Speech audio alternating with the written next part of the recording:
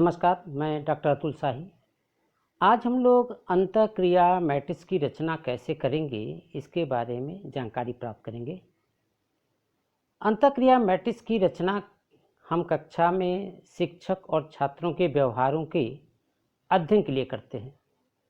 Flanders के अनुसार अंतःक्रिया विश्लेषण प्रणाली में कक्षागत व्यवहार के अध्ययन के लिए हमें शिक्षण के दौरान होने वाली शाब्दिक अंतःक्रिया का व्यवस्थित एवं वैज्ञानिक अध्ययन पर फोकस करना होता है, जिन्हें 3 भागों में विभाजित किया गया है।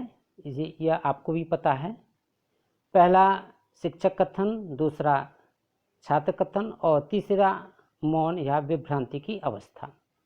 इन 3 भागों को 10 वर्गों में बांटा गया है।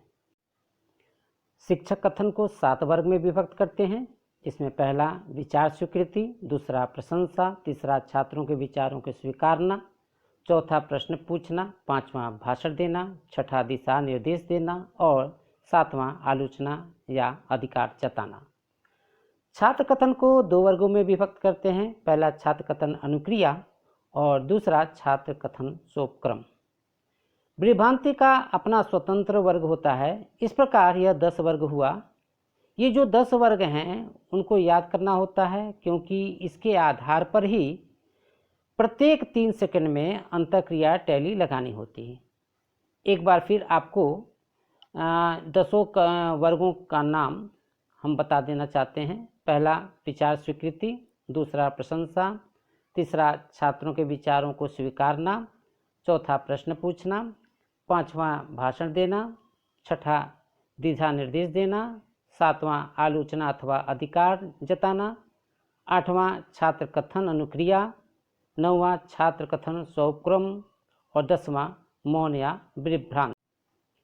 फ्लैंडर्स द्वारा विकसित इस श्रेणी विधि या अंतःक्रिया विश्लेषण विधि के 2 भाग हैं। पहला अंकन की प्रक्रिया, जिसे हम इनकोडिंग प्रोसीजर कहते हैं। इसमें निरीक्षणकर्ता कक्षा में शिक्षण के आधार पर या पाठ की ध्वनि टेप के आधार पर विविध अंतःक्रियाओं का अंकन करता है। पाठ का निरीक्षण कम से कम 20 मिनट तक किया जाता है। यदि एक ही प्रकार की अंतःक्रिया कुछ देर तक चलती रहती है तो उसका अंकन भी उतने ही बार यानी कि प्रति 3 सेकंड की दर से किया जाता है। अंतःक्रिया तालिका के निर्माण के लिए 10 बाई 10 खानों की एक मैट्रिक्स तैयार की जाती है और निरीक्षणकर्ता इसमें अपने निरीक्षण के आधार पर अंकन करता है, अर्थात टैली चिन्ह लगाता है। दूसरा है व्याख्या की प्रक्रिया, जिसे डिकोडिंग प्रोसेस कहा जाता है। इसमें हम अंकन से प्राप्त आंकड़ों की व्याख्या करते हैं। इसी से शिक्षक के व्यवहार का विश्लेषण होता है। आंकड़ों की व्याख्या हम 2 वर्ग अर्थात परिमाणात्मक और गुणात्मक रूप में करते हैं। आइए अब हम जानते हैं अंतःक्रिया विश्लेषण की विधि क्या है। फ्लैंडर्स ने जो 10 वर्गीकरण बताए हैं, उसके विश्लेषण के लिए मुख्य रूप से 3 अवस्थाएं होती हैं। पहला अध्यापक के मौखिक व्यवहार एवं निरीक्षण का लेखा जोखा, दूसरा अंतःक्रिया तालिका तैयार करना और तीसरा उस तालिका की व्याख्या एवं निष्कर्ष निकालना। अध्यापक के मौखिक व्यवहार एवं निरीक्षण का लेखा क्या है? इस प्रक्रिया के अंतर्गत अध्यापक कक्ष में जब पढ़ाने लगता है तो उसी समय निरीक्षक कक्षा में प्रवेश कर सबसे पीछे कुर्सी पर बैठ जाता है। वह अध्यापक के पाठ प्रारंभ करने से लेकर पाठ समाप्ति तक के उसके कक्षा के सभी क्रियाकलापों पर निरंतर ध्यान रखता है और तत्संबंधी क्रियाकलापों पर बराबर कोड नंबर अंकित करता है। आवश्यकता पड़ने पर वह कक्ष में घूमकर भी देखता है, सुनता है, किंतु वह किसी को भी विचलित अथवा व्यवहारित नहीं कर सकता। अब हम बात कर लेते हैं निरीक्षण के नियम की, अर्थात रूल्स फॉर ऑब्जर्वेशन की। नियम 1 में यह कहा गया है कि जब यह अस्पष्ट हो कि व्यवहार किस श्रेणी से संबंधित है तो 5वीं श्रेणी से सबसे दूर वाली श्रेणी का क्रम नंबर नोट करना चाहिए। जैसे यदि 2 और 3 वाली श्रेणी में अनिश्चय की स्थिति हो तो 5वीं श्रेणी से 2 नंबर वाली श्रेणी ही दूर है, अतः 2 नंबर वाली श्रेणी ही रिकॉर्ड करनी चाहिए।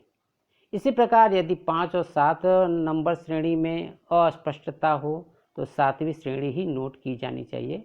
इसे हम आगे डायग्राम द्वारा समझाने की कोशिश करेंगे।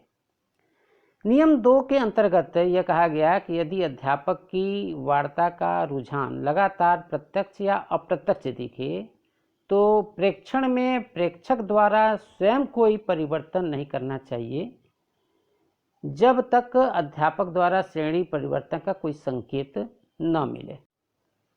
नियम 3 में कहा गया कि निरीक्षक स्वयं अपने दृष्टिकोण का प्रयोग न करे। नियम 4 में यह कहा गया कि 3 सेकंड में यदि एक से अधिक श्रेणियां सक्रिय होती हैं तो सभी श्रेणियों को रिकॉर्ड किया जाए। यदि 3 सेकंड में कोई श्रेणी परिवर्तित नहीं होती तो उसी श्रेणी का नंबर दोहराया जाए, यानी उसी श्रेणी को कंटिन्यू किया जाए। नियम 5 में यह कहा गया कि यदि मौन 3 सेकंड से अधिक हो तो 10वीं श्रेणी रिकॉर्ड की जाए। नियम 6 में कहा गया कि छात्र को अध्यापक द्वारा नाम से पुकारने पर 4थी श्रेणी रिकॉर्ड की जानी चाहिए। नियम 7 में कहा गया कि यदि अध्यापक छात्र के उत्तर को दोहराए और वह उत्तर सही है तो इस व्यवहार का संबंध श्रेणी 2 से है। नियम 8 में कहा गया कि यदि अध्यापक छात्र का विचार सुने और बहस के लिए स्वीकार करे तो इस श्रेणी का संबंध श्रेणी 3 से होगा। नियम 9 में कहा गया कि यदि एक विद्यार्थी दूसरे विद्यार्थी की वार्ता के बाद अपनी वार्ता शुरू कर देता है तो 9वीं और 8वीं श्रेणी के बीच जो विद्यार्थियों की श्रेणी है उसके बीच में श्रेणी 10 लिखी जाएगी।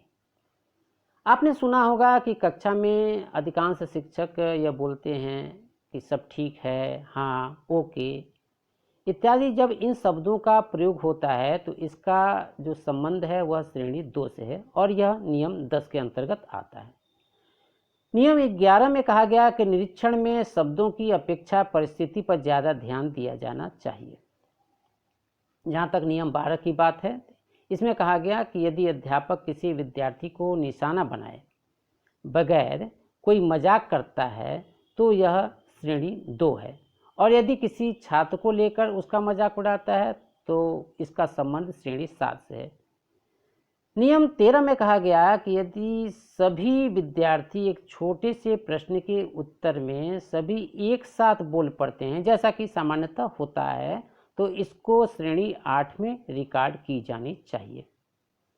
आइए अब हम जानते हैं कि अंतःक्रिया की तालिका कैसे तैयार की जाती है।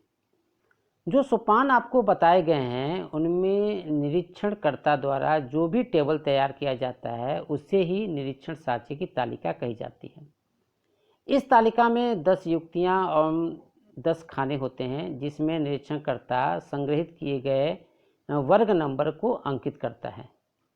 आइए इसे एक उदाहरण द्वारा समझने की कोशिश करते हैं कि कक्षा कक्ष में घटित होने वाली प्रत्येक 3 सेकंड की घटना का अंकन एवं विश्लेषण कैसे करते हैं। तो चलिए इसको हम एक एग्जाम्पल के द्वारा समझने की कोशिश करते हैं। ये है फ्लैंडर्स अंतःक्रिया विश्लेषण वर्ग। इसके द्वारा ही हम नंबरों का अनुक्रम निर्धारित करते हैं। परीक्षणकर्ता को इस क्रम को याद रखना होता है क्योंकि प्रत्येक 3 सेकंड में या 3 से कम सेकंड में ये अंक उनको टैली चिन्ह के माध्यम से अंकित करने होते हैं तालिका में। हमने एक काल्पनिक नंबर अनुक्रम बनाया है जिसमें 6 5 5 5 4 4 8 8 8 7 9 4 10 10 6 5 9 8 3 है। आपको भी पता है कि जब शिक्षक क्लास में आते हैं और क्लास से जाते हैं तो ये दोनों आने और जाने वाली जो अवस्था होती है वह विभ्रांति की अवस्था होती है, मौन अवस्था होती है। इसलिए इस अवस्था को हम ये जो टैली चिन्ह है इसमें हम 10 अंकित करते हैं, यानी कि शुरू में हमने 10 अंकित कर दिया और फिर अंत में हमने 10 नंबर इनको दे दिया और इसके आधार पे हम इसका एक पेयर बनाते हैं, जोड़ा बनाते हैं। जोड़ा बनाने का जो तरीका है वो ये है कि ये 10 6 6 5 5 5 5 5 5 4 4 4 4 8 8 8 8 8 8 7 7 9 9 4 4 10 10 10 10 6 6 5 5 9 9 8 8 3 और 3 10। इस तरह से पेयर बनाकर और उसके बाद से हम इस टेबल को, इस तालिका को हम इस जोड़े को हम टेबल में रखने की कोशिश करते हैं। ये है निरीक्षण मैट्रिक्स तालिका संख्या 1। अभी जो हमने जोड़ा बनाया हुआ था वो ये जोड़ा है और इस जोड़े को हम इस तालिका में रखने की कोशिश करेंगे। जैसे पहला जोड़ा है 10 6, यानी कि 10 ये हो गया और ये 6, 10 6 ये जोड़ा हो गया आपका, ये 10 और ये 6 पहले से हमने लिखा हुआ है। उसके बाद दूसरा है 6 5, तो दूसरा जोड़ा है ये 6 और ये 5 हमने लिख रखा है। तीसरा है 5 5, ये 5 और ये 5। चौथा है 5 5, यानी कि 5 और ये दूसरा टैली चिन्ह लग जाएगा 5 का। उसके बाद से पांचवा जो पेयर है वो है 5 और 4 का, यानी कि 5 और ये 4। छठा है 4 और 4 का, यानी कि ये 4 हुआ और ये 4 टैली चिन्ह लगी। सातवां पेयर है 4 और 8 का, यानी कि 4 और ये 8। नौवां है 8 और 8 का, यानी कि ये 8 हो गया और फिर ये 8। दसवां है 8 और 8 का, यानी कि 8 और फिर 8, यानी कि एक टैली चिन्ह और लग गया। उसके बाद है 8 और 7, यानी कि 8 और एक 7, ये टैली चिन्ह हो गई। उसके बाद है 7 और 9, 7 और ये 9। उसके बाद है 9 और 4, 9 और ये 4, ये टैली चिन्ह हो गई। उसके बाद है 4 और 10, यानी कि ये 4 और ये आपका 10। उसके बाद है 10 और 10, ये 10 हो गया और ये यहाँ पे 10 की टैली चिन्ह लग गई। फिर है 10 और 6, ये 10 हो गया और ये आपकी स्थिति होगी ये 6, 10 और 6। उसके बाद है आपका 6 और 5, यानी कि ये 6 हो गए और ये टैली चिन्ह और लग गया, ये 5। उसके बाद है आपका 5 6 और 5 के बाद 5 और 9, 5 और ये हो गया आपका 9, यहाँ पे है 5 और 9। उसके बाद अगला जो है जोड़ा 9 और 8 का, ये 9 और ये 8। उसके बाद अगला जोड़ा है 8 और 3 का, तो 8 और ये 3 का जोड़ा हो गया। और उसके बाद लास्ट जोड़ा है 3 और 10 का, ये 3 और एक ये 10 का जोड़ा लगा हुआ है, टैली चिन्ह लगा हुआ है। ये हमने 1 मिनट के आधार पर लगाया है, यानी कि आपको भी पता है कि प्रत्येक 3 सेकंड पे एक टैली चिन्ह हमको लगानी है, तो 1 मिनट में 20 टैली चिन्ह हम लगाएंगे। तो अगर हम 1 मिनट में 20 टैली चिन्ह लगा रहे हैं तो 20 मिनट का ऑब्जर्वेशन करना है, तो सब मिला के हमको 400 टैली चिन्ह हमको लगानी है।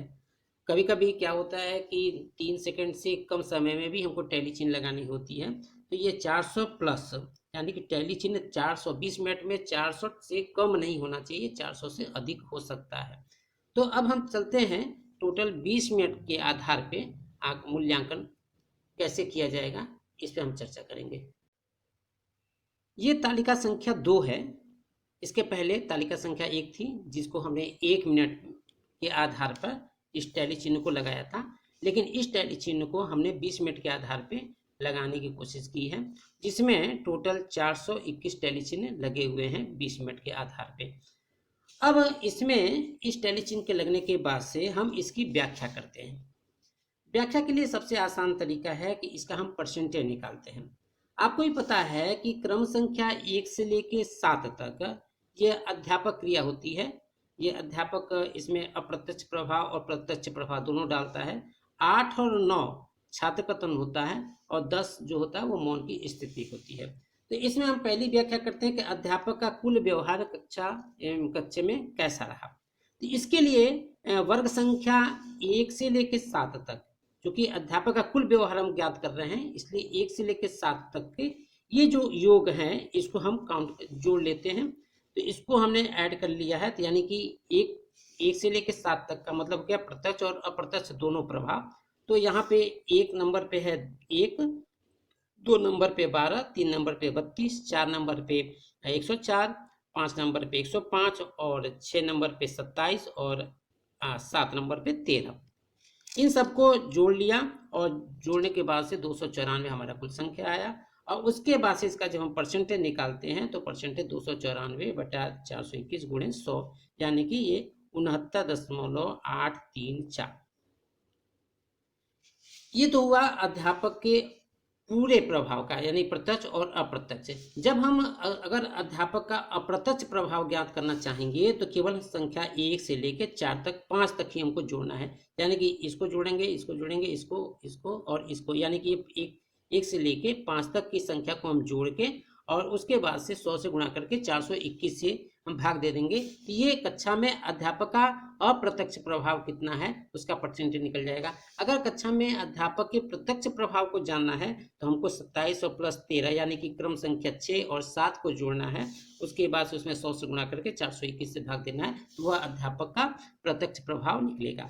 अब हम बात कर लेते हैं छात्र का उत्तर। कक्षा में छात्र क्रिया कितनी हुई, छात्र कथन कितना हुआ। तो इसके लिए आपको पता है कि छात्र कथन ये 2 बिंदु पे हैं, 8 और 9 पे, और इसका जो कुल प्राप्तांक कुल योग है वो 44 प्लस 66 है। तो छात्रों का उत्तर यानी कि वर्ग संख्या 8 और 9 का कुल योग एवं प्रतिशत ज्ञात करने के लिए 44 और प्लस 66 इसको जोड़ देंगे और उसके बाद से गुणे 100/421, ये हो गया आपका 11,000/421, ये आ गया 26.1218%। ये हो गया छात्रों की क्लास में प्रतिक्रिया यानी छात्रों का क्लास में व्यवहार।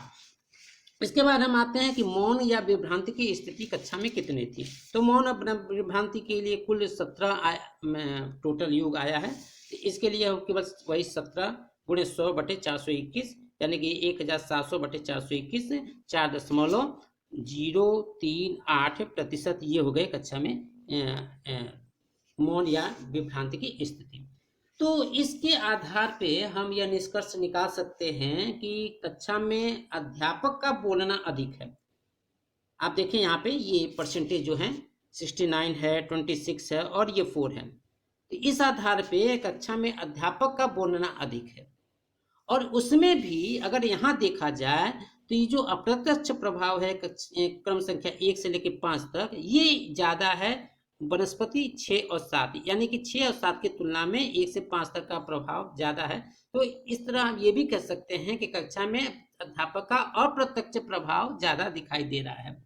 दूसरा, इस आधार पर यह निष्कर्ष निकाल सकते हैं कि चूंकि अध्यापक की प्रतिक्रिया ज्यादा है, अध्यापक का प्रभाव ज्यादा है, इसलिए क्रिया प्रतिक्रिया का जो नियंत्रण है वह अध्यापक के हाथ में है। तीसरा निष्कर्ष यह निकल सकता है कि इसमें अध्यापक के साथ साथ विद्यार्थी भी एक्टिव थे, क्योंकि विद्यार्थियों का प्रतिशत लगभग 50% के आसपास है। यानी कि अध्यापक की क्रिया के साथ विद्यार्थियों की भी क्रिया प्रतिक्रिया चल रही थी। तो अध्यापक जहाँ एक्टिव था वहाँ पे विद्यार्थी भी एक्टिव थे और दोनों एक दूसरे का एक तरह से कहा जाए कि सहयोग कर रहे थे कक्षा अनुक्रिया में। इस आधार पर एक निष्कर्ष यह भी निकाला जा सकता है कि जो कक्षा में मौन या विभ्रांति की स्थिति थी अन्य की अपेक्षा यानी कि अन्य की तुलना में बहुत कम था, इसलिए इसे नगण्य के बराबर यानी कि नथिंग के बराबर माना जा सकता है। मुझे लगता है कि इस चार्ट के आधार पे आप लोगों ने अच्छे से समझ लिया होगा। धन्यवाद।